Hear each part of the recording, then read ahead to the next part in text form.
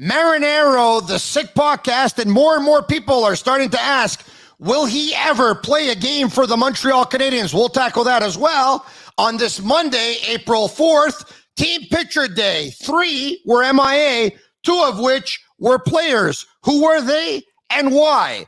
And he's practicing with his teammates, and many believe he's closer than ever. When, where, and how many? We'll tackle that with Brendan Kelly, what the puck, of the Montreal Gazette. He's coming up right here on the Sick Podcast. I'm Marinero. Turn up your volume. Because you're about to listen to the Sick Podcast with Tony Marinero. The sickest Montreal Canadiens podcast. And now a 24th Stanley Cup banner will hang from the rafters of the famous Forum in Montreal. The Canadiens win the Stanley Cup. Sports entertainment like no other. Brought to you by 8.6 Beer, intense by nature, and La Cage. If the last time you went to La Cage was when the Habs won the Cup, it's time you went back to La Cage. The menu will surprise you. Well, the Montreal Canadiens are not going to win the Stanley Cup this year. I know that for a fact because they've been mathematically eliminated from the playoffs and that for a couple of weeks now. But they did defeat the defending Stanley Cup champion Tampa Bay Lightning, who have won back-to-back championships over the past couple of years on the weekend by a score of 5-4 in a shootout. And I bring in today Brendan Kelly from the Montreal Gazette. What's going on? Hey, Tony. Just a sunny Monday. Habs win a great game Saturday night. Life is good. Look at that hair. It's unbelievable. It's a Sick Podcast. It's brought to you by 8.6 Beer. Brendan, intense like you and I by nature. The beer for those who follow their instinct and live their passion in order to make their mark. And La Cage. And Brendan, if the last time you went to La Cage was when the Habs won the Cup, it's time that you go back to La Cage. The menu will surprise you. And as a matter of fact, I know when you're going back, for sure you will be there at La Cage de Carry on Saturday, April the 23rd. Guess why? Because we will be having our Sick Podcast 1-year anniversary get-together at La Cage de Carry on Saturday, April 23rd. And Brendan Kelly, you're my guest. I love to be there. I know I had to drop out last minute for the last party. My apologies. So I'll be there on the 23rd. Oh, really? Did you have a hot date or something that day or what? Yeah, exactly. How did you know? I figured. All right, okay. Look, I want to. It was Team Pitcher Day today at the Bell Center, and 3 were MIA. Andrew Molson, co-owner of the Montreal Canadiens. Don't know why, but I would imagine there was another engagement obligation or maybe out of town, and we were told that his picture will be photoshopped in. And 2 of the 3 were players. Jonathan Drouin, who we've also been told will be photoshopped in, and Shea Weber, who was not there at the beginning of the season for the first team pitcher, and he was not there today near the end of the season in the final month for the second team pitcher. Now, in Drouin's case, seeing as he's going to be photoshopped in, Brendan, it leads me to believe that he was either under the weather or out of town. We know that he's seeking a second opinion on his wrist injury. Dr. Mulder told us a couple of days ago that the Canadiens medical team believes that he needs a surgery, and Drouin would rather avoid it, so he seeks a second opinion. Now, whether he has it or he wants to avoid it, his season is over. But I would imagine there's a valid excuse for Jonathan Drouin. But now, Shea Weber, your thoughts on him? We haven't talked about him for a while. You know what? This thing is really beginning to bother me. You know, the fact that here's this guy who's the captain of the Montreal Canadiens, like he's still the captain. We don't have another captain this year, has not played since the final game in the Stanley Cup final last spring, early July, I believe, against the Tampa Bay Lightning. So Marc Bergevin comes out at a press conference, the end-of-year press conference, and says he believes, general manager at the time of the Canadiens, just to remind you, he says he's pretty sure Shea Weber will never play again. Then complete radio silence from Weber. We have not heard one word from him in public since. Podcast silence too, by the way. Podcast silence too. Yeah, exactly. Just has not said a word to anyone publicly, and has not appeared at the Bell Center. To me, for him to not appear at the first game of the season, unless you can tell me he can't walk around, but we know that's not true because he did show up at Seattle in that game and did not speak to the media when they played the Kraken out west. Can I add something? That's an outrage. Yeah, I'd like to add something. He had also showed up earlier on in the season. As a matter of fact, he was in town when the Canadiens relieved Marc Bergevin of his duties. He was really? in. Yeah, he did not appear at a game, correct? No. He was in town, I think, for a couple of days to hang out with the team. And when Marc Bergevin was relieved of his duties, I can tell you that 3 players the next day met with Marc Bergevin for a bite to eat at lunchtime, and Shea Weber was one of those 3 players. Who were the other 2? Do I have to tell you everything? Yeah. Sherrod and Gallagher. Anyways, not surprised by that. But and they can be friends with Marc Bergevin. That's fine. Yeah. But you explain to me. But seriously, it is a serious question. You explain to me, and I know it's not up to you to explain. It's up to the Canadiens to explain. New era of transparency. We're on the same page. We like the Gordon Hughes regime. We love the Chantal Machabée regime. More open. So be open about Shea Weber. Why is it that he hasn't spoken to Canadiens fans? And so people go on and on and on about the leadership that Shea Weber provided. Maybe did, maybe didn't. But he's not providing any leadership this year. And why is that? I mean, is it just a matter of money? Is he afraid to talk to the media because he feels he might, trip on his words and say something that will become an issue in terms of him continuing to receive his salary? I'm just putting that out there because I have no idea why he's not there. And I think it is absolutely wrong. And I think the team management needs to address this. So I don't remember when was the last time you and I agreed, but it's going to be today. I'm going to tell you that right now because they completely mishandled this entire Shea Weber situation. The fact that Shea Weber was not there for opening night, I thought was a huge sign of disrespect to the fans. And now people have told me, hold on a second. Are you saying that Shea Weber is a disrespectful individual? No, I'm not saying that at all. But I'm saying that on that night, he lacked respect towards the fan base. Now, it can happen that you can lack respect 1 night, 2 nights, 3 nights, 4 nights, and that doesn't make you a disrespectful individual because you're probably a very respectful individual 360 out of 365 days a year. But on that night, they dropped the ball. He dropped the ball that he hasn't been around the team on more than one occasion. In terms of Chantal, who has done a great job, she got Carey Price to speak. She got Dr. Mulder to speak. She got the media invited at team photo day. She asked Cole Caulfield to show his personality more. All of that has happened. It leads me to believe Chantal's got a great pulse for these things. Chantal knows that the fan base wants to hear from Shea Weber.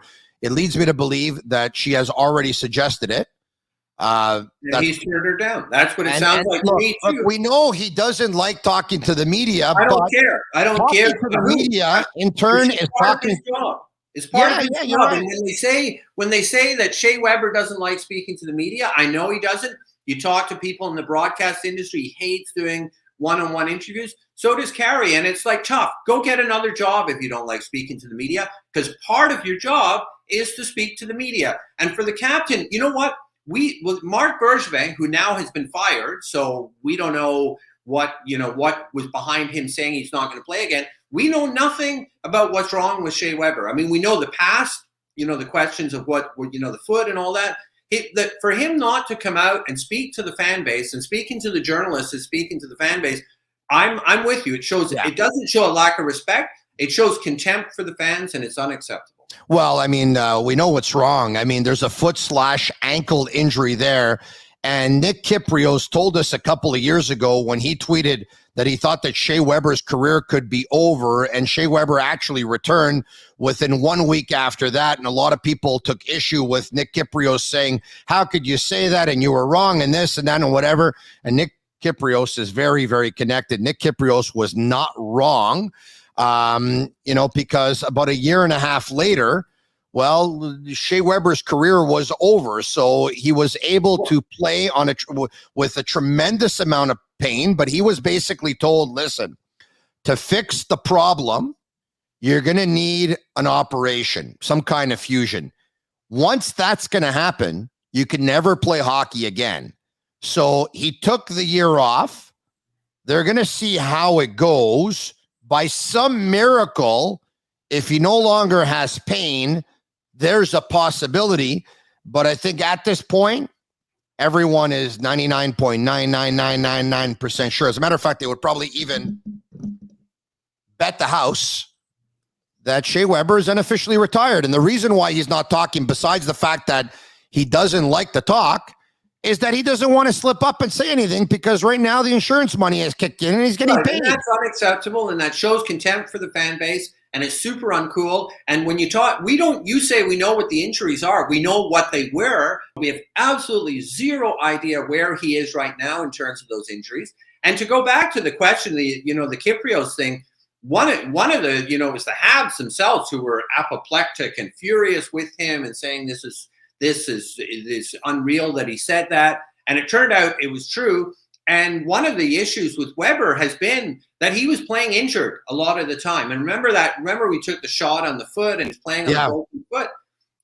The kind of damage that was done to him, you have to, also say what kind of medical decisions were being made by the Canadiens medical staff to allow him to do that. I mean, obviously it's him too, but the doctors can also say, hey, you know what? If you play on that broken foot for 3 months like you do, you might end your career. And maybe that did end his career. This is what I don't get, by the way. Okay, so we get that he doesn't like talking to the media, which we believe is whether you like it or you don't like it, too bad. And by the way, he's been paid over $120 million gross over the course of his career, and he needs to understand that talking to the media is in turn talking to the fans. But okay, he doesn't like it, and they don't make him speak because they're afraid he's going to slip up or whatever, or he's afraid, and or both.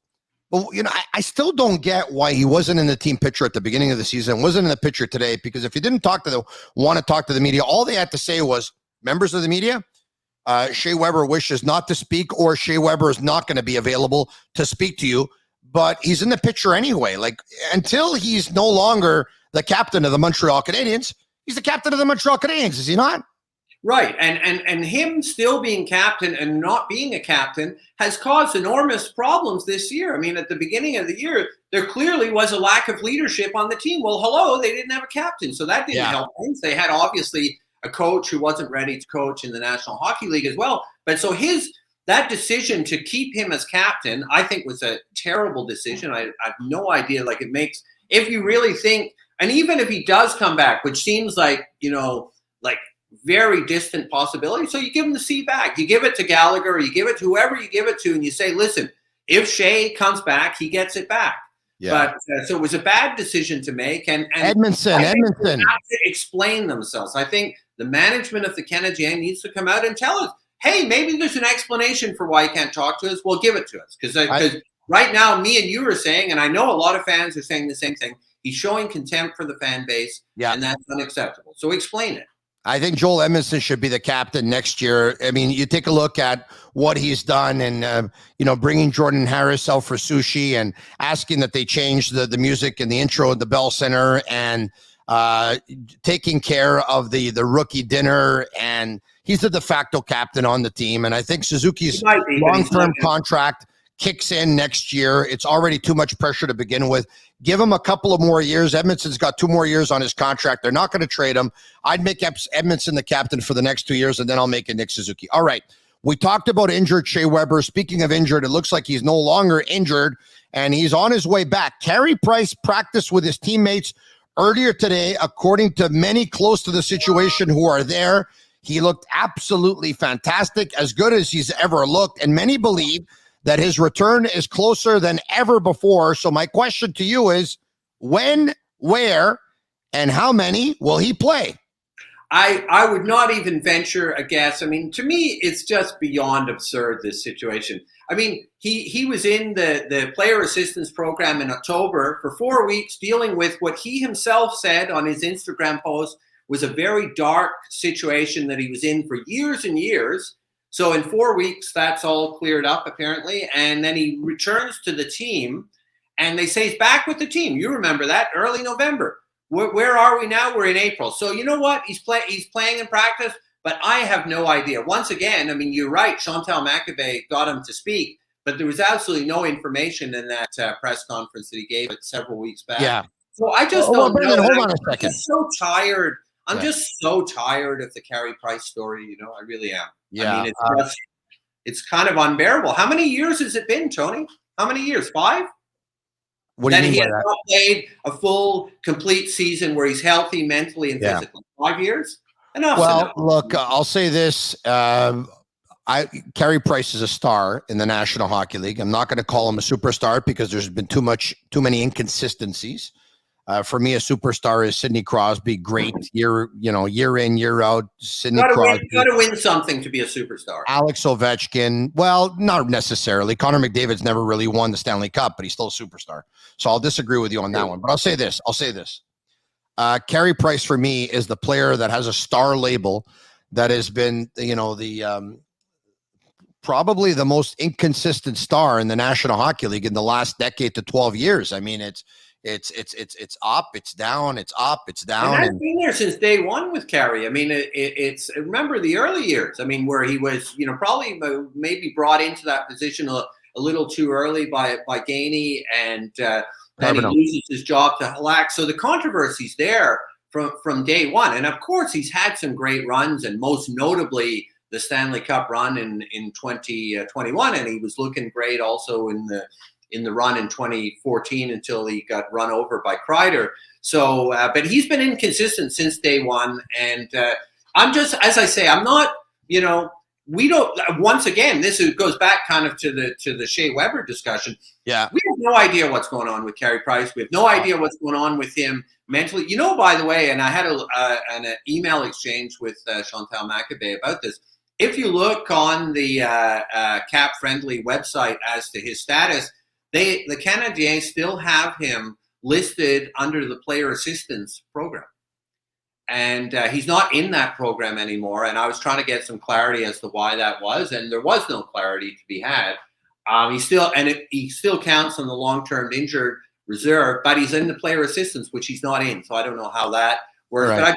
But it's just to the bigger point that everything is a mystery around Carey Price. And, so he comes back. Okay, so maybe he'll play some games. And then what does that mean? And that's, scoop that Elliot Friedman had last week that, maybe they're trying to trade him. Hello, Elliot. Every person sitting in every bar stool in Montreal knows that. They're going to try to trade him, but will anyone pick up Carey Price? I mean, they made him available to the Kraken for free. Like they didn't have to have to give up anything, and they didn't want to take him. So I don't know. I mean, I can't see many takers.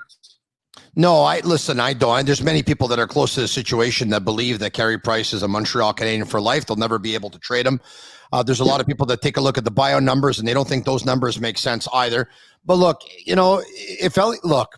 Elliot Friedman's one of the best in the world at what he does. All right. Okay. So now, yes, and I know, and Elliot knows that the Montreal Canadiens are trading Carey Price. All right. Anyone who doesn't know that by now is either incredibly naive or incredibly unintelligent. All right. Of course, they're trying to trade him. They weren't able to get rid of him for free to the Seattle Kraken, but they probably, have some information that, there could be a team or two that are saying, hey, you know what, we'll consider it. Let's see if he can play some games. Let's see where he's at. Dr. Mulder comes out. Dr. Mulder says that Carey Price can still play for several years, and that's a message that has made, it's gone around the National Hockey League. So I say, and I've said this, I thought this before, it wouldn't have shocked me otherwise, but he will get in some games this year. I would bet on that. Would I bet the house? No, but I bet $1 or $2. They're going to be hosting Ottawa on Tuesday. They're going to be in Jersey on Thursday. They'll be in Toronto on Saturday. Wouldn't it be amazing if he would play the Leafs hockey night in Canada on Saturday? But my guess is going to be that Carey Price, if he comes back this season, will play his first game 1 week from today, next week, Monday, when the Canadiens host the Winnipeg Jets at the Bell Center. My gut tells me his first game will be home in front of this fan base. Then again, maybe you start him on the road where there's no pressure. You just don't know. There's been such a lack of clarity. So you might be right. Maybe you'll play it. Brendan, I don't think they'd want to start him at Toronto where there's, if Austin Matthews goes off and all of a sudden he's got 3. I don't think they want to do that. Right. And this could go south so badly, as you say. I mean, what if his first game is terrible? How's that going to look? And it could well be. He hasn't played since early July. So, all right. Speaking of not playing, on to my next subject, but not before I talk to you about matrixhomefitness.ca, my Matrix T75 treadmill, my rower, and my bike that's on its way, Brendan Kelly. Bring it home. Discover a club quality workout in the comfort of your own home. Visit matrixhomefitness.ca. With all the injuries the Canadiens have had, you would think that more than they've had their fair share of treadmill, I would think, during this time off. And I want to tell you this. Let me put the glasses on for this one because this is very important, okay? Bet the house. Take a look at my hoodie. Isn't it beautiful? All right. We're doing an exclusive merch giveaway. Click the Betway link in the description of this video or on social media and sign up and get a 100% deposit bonus. Send us a picture of your bet slip and we will send you a free Bet the House hoodie as well as receiving the bonus. Now, this is an exclusive hoodie that we only will be giving to people that use our link and sign up with Betway. You got that? Okay, good. Now that that's out of the way, Logan Mailloux. I had this conversation with your buddy, Stu Cowan of the Montreal Gazette and HockeyInsideOut.com yesterday, as a matter of fact. Stu is of the belief that the Canadiens at one point here will trade Logan Mailloux and he won't play a game for the Canadiens. I wouldn't be shocked if that happens, but I think the Canadiens also have a responsibility now that they drafted him, and for some will say they made a mistake. Most will say that. But now that they drafted him, they have a responsibility in rehabilitating him, showing him the way, and not abandoning him, not letting him go. Call me naive. I think they're going to keep Logan Mailloux. But this one here, I would not bet on. Will Logan Mailloux play a game for the Montreal Canadiens, Brendan Kelly? Yes or no? Because a lot of people are looking at this management team and saying, we like you, but we'll love you if you repair a mistake that the previous management team made. Your thoughts? I have to say I don't think he'll play for the Montreal Canadiens. Because you know what? You go back to, one of the more fascinating questions around the Habs over the last year is, what changed in Jeff Molson's mind from being 110% behind Bergevin to firing him? And I believe the thing that tilted it was the controversy around Logan Mailloux. And we talked about this before. And I think that what happened is that Bergevin and his BR boss, Paul Wilson, and that's why he was fired, in my humble opinion, is because they told him it'll be okay.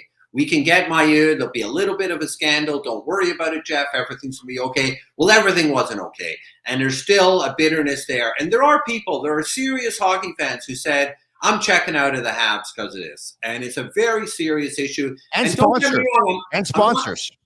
The sponsorship issue. And I'm not here. It's very important to say, I don't want to say that I'm beating up on this young man.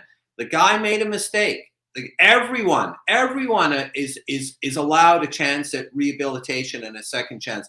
But this guy said, I don't want to be drafted. He publicly said that week.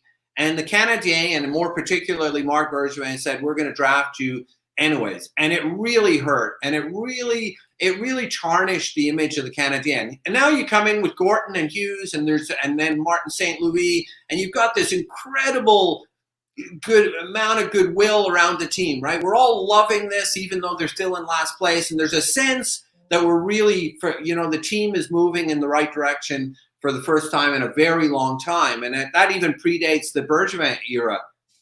Then just think about it. Next summer, let's say you bring back Logan Mailloux and he's at training camp and then he's in the lineup. and it's all just going to come back, and it's going to be really ugly. I think they're going to want to avoid that. And, you know, by all accounts, the guy's a really good player, so it'd be nice to have him. But you know what? There's a lot of really good defensemen. You know, it's a very interesting story here. Now that they've signed Jordan Harris, they got Goulet coming, Romanov looking really solid out there under Martin St. Louis. So it's, you know, all of these guys coming up, and they picked up Barron in that trade. So you wonder, you begin to think, maybe they're beefing up so that they're going to be able to unload Mailloux in the summer, and there undoubtedly will be someone will take him. And because they're going to say, we don't need him. Having said that, listen, let me get this out of the way right away, okay? I'm not going to lose any sleep if the Montreal Canadiens trade Logan Mailloux. I want to get that out of the way right away and make that, you know, abundantly clear. Having said that, think about, you know, the support groups that they set up. Think about the work that they could do. Think about the positive work that Mailloux can do, speaking at schools, going around, raising awareness. There's a way that they could make a positive out of what was a very, very negative situation, I think. Now, on another note, and this from a hockey perspective, okay, I want you to think of the Canadiens' depth chart going forward, okay? Now, this is not a moral issue. Now, we talked moral issue first, and now we're going to talk hockey second, okay? Yeah. Jordan Harris, left-handed defenseman. Joel Edmondson, left-handed defenseman. Corey Schooneman, left-handed defenseman. Alexander Romanov, left-handed defenseman. Caden Gooley, left-handed defenseman. Right-handed defenseman. David Savard, Justin Barron, Logan Mailloux. They don't have a tremendous amount of depth at right-handed defenseman, not to mention they don't have any other 6'5" defenseman among their prospects either. And they don't have a guy whose shot is among the hardest in the world, because Logan Mailloux is a 6'5" right-handed defenseman whose shot is among the hardest slap shots in the world. So from a hockey perspective, I'm going to tell you, if they trade that guy, players like that, they don't grow on trees. No, you're right from a hockey perspective, but I think they will take a bigger perspective on it. And I think the fact of the matter is that the young D, you're right, it's way more on the left side, but the young D is looking better than it has in at least a decade. And also the other thing to keep in mind is there's all kinds of chatter out there that Gorton and Hughes are going to be interested in the free agent market. So maybe they get a good right-handed defenseman, not a superstar, obviously, but they get a good right-handed D-man come free agency. You're my right-hand man, and I hope to see you at La Cage on Saturday, April 23rd. Not I hope to see you. You better be there, and you better be sitting at my table. Just don't touch my chicken wings. I would never dare do that, and I'm making a Mark Messier promise that I'll be there, Tony.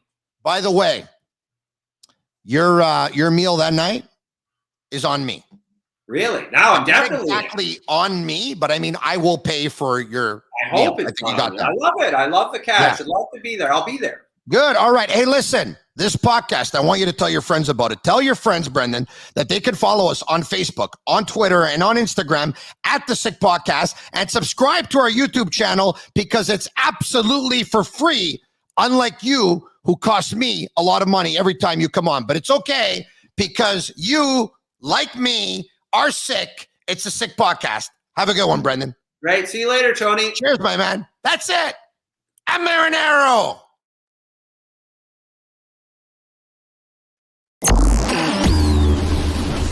And that's a wrap. Hope you don't miss us too much until next time. Follow The Sick Podcast with Tony Marinero on YouTube, Instagram, Facebook, Google Play, and Apple Podcasts. The Sick Podcast is brought to you by 8.6, Intense by Nature, and La Cage. If the last time you went to La Cage was when the Habs won the cup, it's time you went back to La Cage. The menu will surprise you.